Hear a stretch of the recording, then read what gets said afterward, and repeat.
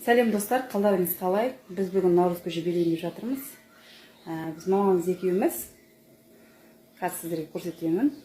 Дәндерді бұқтырып қойдық. Мынандай 40 литрлік кастрюльге дәндерді бұқтырып қойдық. Бидай мен жүгеріні.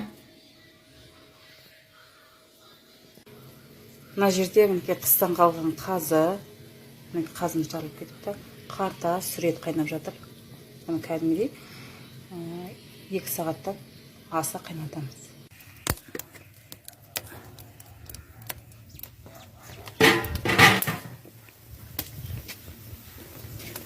Sonrasında şirketleri o baltısı.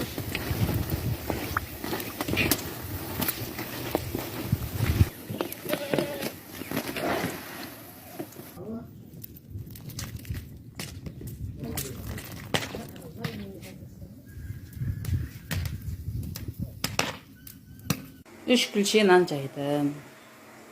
Қазір осыны кесемін.